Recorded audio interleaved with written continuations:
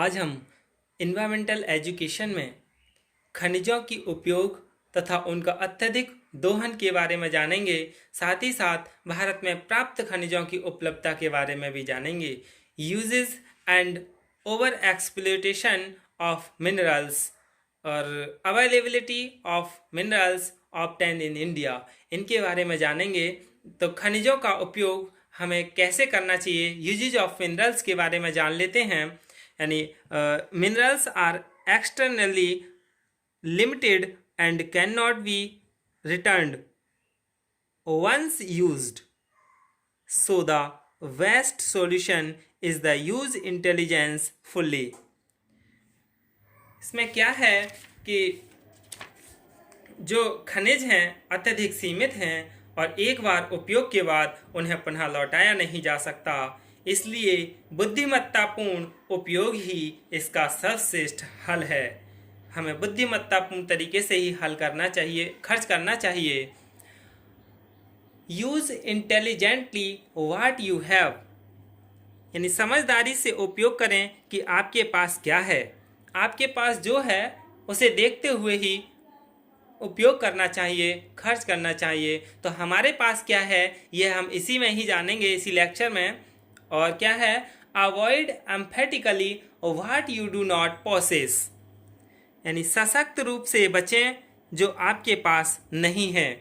यानी बहुत मजबूती के साथ बचें, जो आपके पास नहीं है उसे दोहन नहीं करें।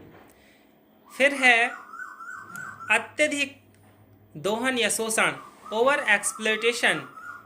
ओवर एक्सप्लोइटेशन के बारे में जानते हैं। यानी ये तो हमें पता है कि हमारा देश की पृथ्वी की माप जो है, जो पहले थी वही अब है, वर्षों पहले जो थी, और उसके गर्भ में जो पड़े खनिज की मात्रा है लगभग वही है जो पहले थी। लेकिन आज इस पर अत्यधिक चिंता की जरूरत है।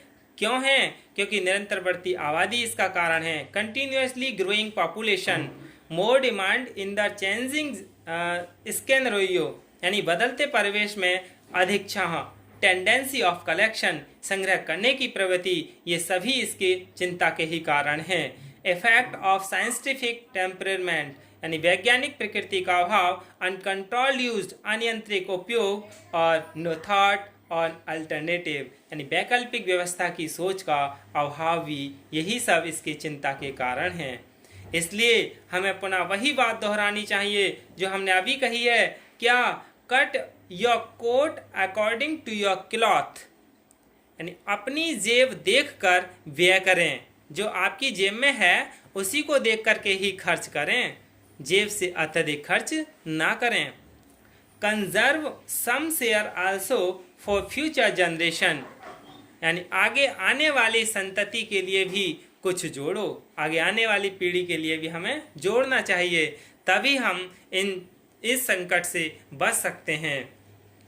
तो अब हम यह जान लें कि खनिज की संभावित मात्रा क्या है, और यानी खनिज, कौन से खनिज, इनकी संभावित उपलब्धता कितनी है और इनका मुख्य प्राप्त स्थान कहाँ है, इसके बारे में जान लेते हैं। जैसे कोल यानी कोयला कितना है, 234.11 बिलियन टन है। ये पश्चिम बंगाल, झारखंड, उड़ीसा, छत्तीसगढ़, महाराष्ट्र, इस जगह इनका प्राप्य स्थान है।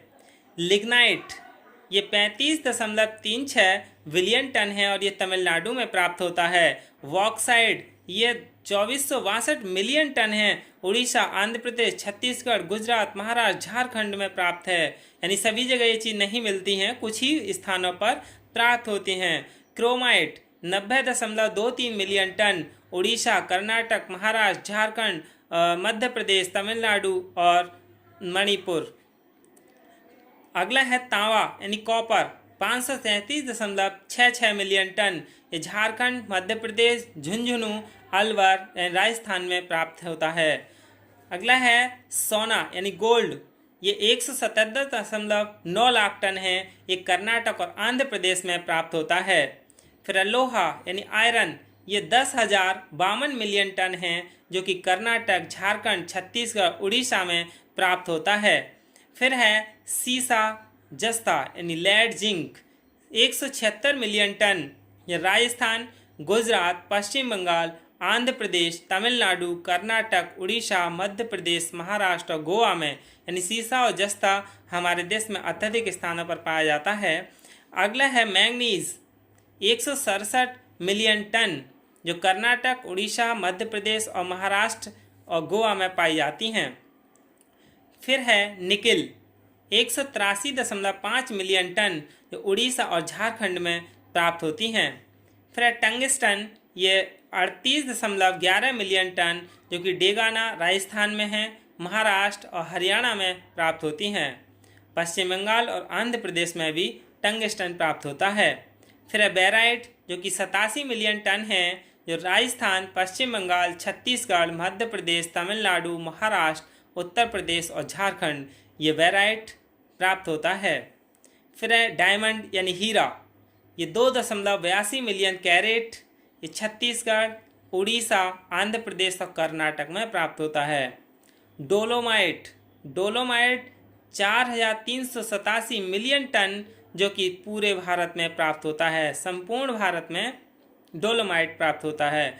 फायर किले, ये असीमित है, ये झारखंड, पश्चिम बंगाल, छत्तीसगढ़, तमिलनाडु, गुजरात, मध्य प्रदेश और उड़ीसा में प्राप्त होता है।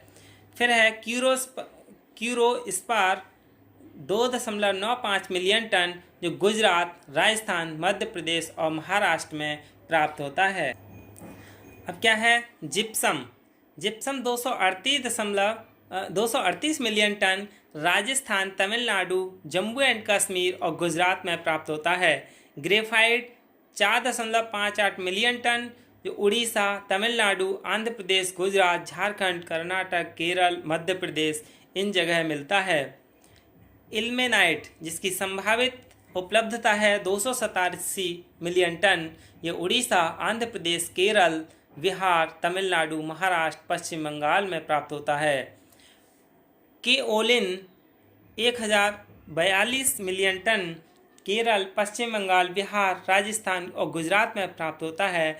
Limestone 75,679 million ton, Madhya Pradesh, Chhattisgarh, Andhra Pradesh, Gujarat, Rajasthan, Karnataka और अनेक राज्यों में प्राप्त होता है। अगला है मायका, जिसकी संभावित मात्रा है मायका की 45,000 टन।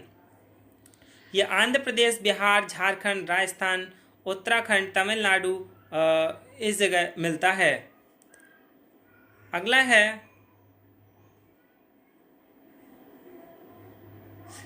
मैग्नेसाइट, ये 245 मिलियन टन, उत्तराखंड, तमिलनाडु, राजस्थान, जम्मू कश्मीर, हिमाचल प्रदेश, केरल, कर्नाटक में प्राप्त होता है। फिर है काइनाइट और सिल्मेनाइट,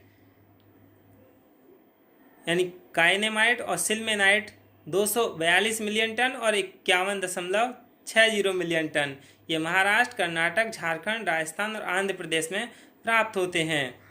फिर है phosphate minerals, 160 million ton, Madhya Pradesh, Rajasthan, Uttarakhand, Jharkhand, पश्चिम बंगाल, आंध्र प्रदेश, तमिलनाडु और राजस्थान में प्राप्त होते हैं। फिर और भी खनिज हैं,